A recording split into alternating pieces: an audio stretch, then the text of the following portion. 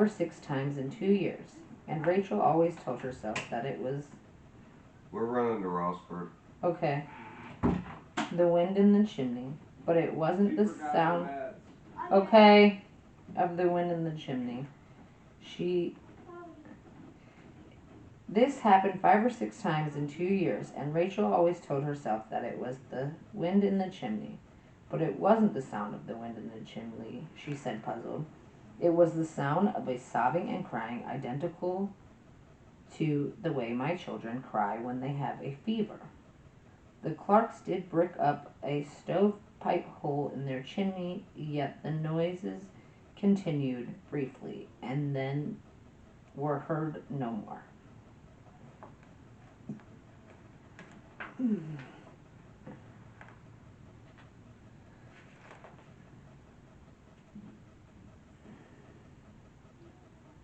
Okay, this story was told to me by a woman now living... This is called Baby Farm. This story was told to me by a woman now living in Kettering. She asked that the town not be identified for reasons that will be obvious. In the late 1880s, my grandmother, when first married, lived in a small village in Ross County. The house where she was living had a staircase closed off with a door at the top. Every night she'd hear a noise exactly at 9 o'clock, like chains going down the stairway, then out the back door and ending behind the outhouse. One time, when my grandfather was traveling, she and her twin nephews decided they would see what was going on. The three of them opened the door leading into the closed stairways. They saw something like a ball of fire, which traveled down the stairs and vanished out behind the outhouse. Grandmother was so upset by seeing this. When grandfather got home, she told him all about it. It turned out he had heard the weird noise too. My grandfather and some other men dug up the area behind the outdoor toilet. They found bones, the bones of many little babies. Each baby had a hat pin stuck in its skull. There had been a single woman who lived in the house by herself. She was very heavy set, and she had those babies and didn't know what to do with them. But what grandmother wondered was, why chains? This was the noise that they were hearing. She couldn't understand it, but once they dug up the bodies and reburied them properly, they never heard the sound again. Ooh.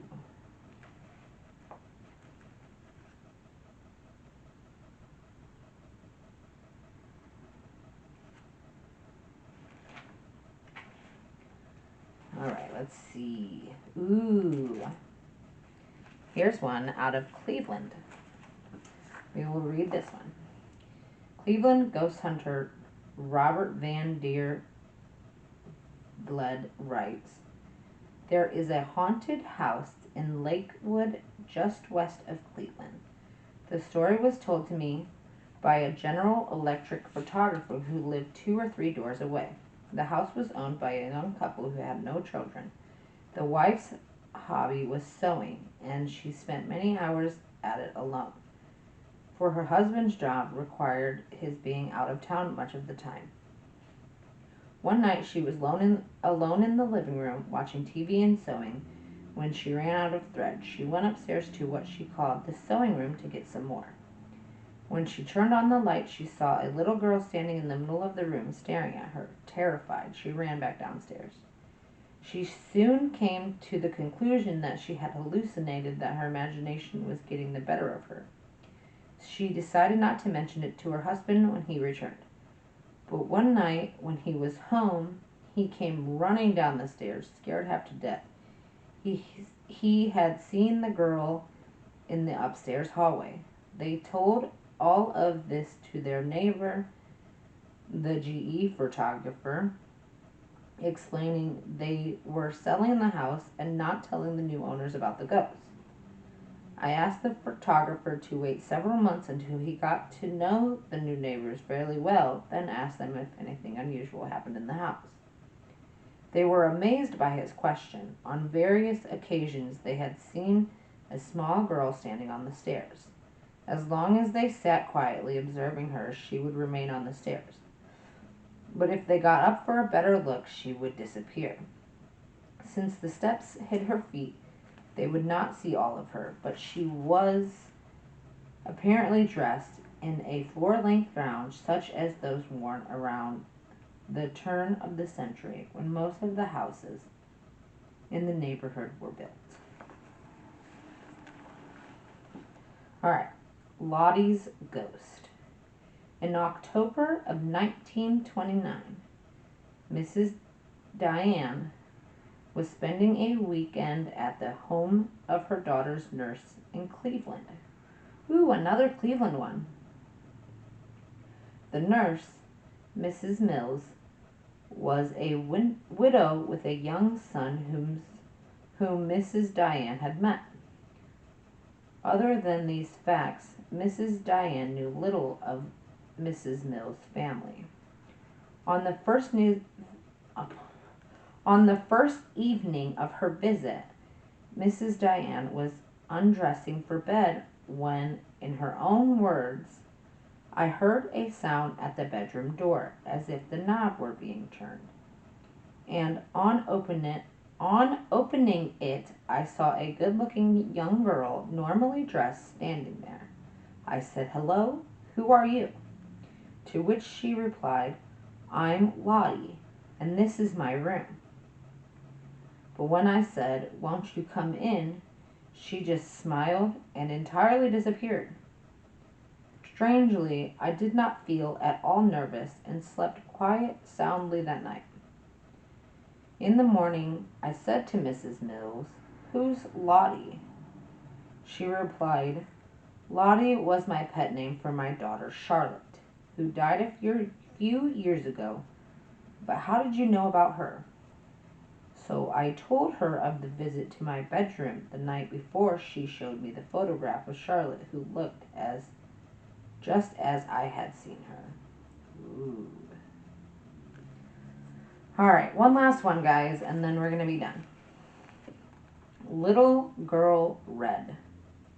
A son of Mr. Carey's brother, 7 years old, Alexander by name, was playing one day in the year 1858 in an upper room in Cincinnati. When all at once he noticed a little girl, seemingly about 4 years old, with a bright red dress.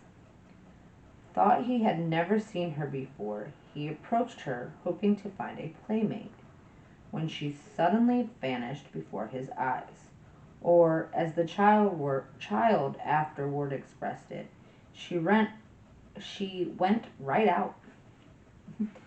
Though a bold, fearless boy, he was very much frightened by this sudden disappearance.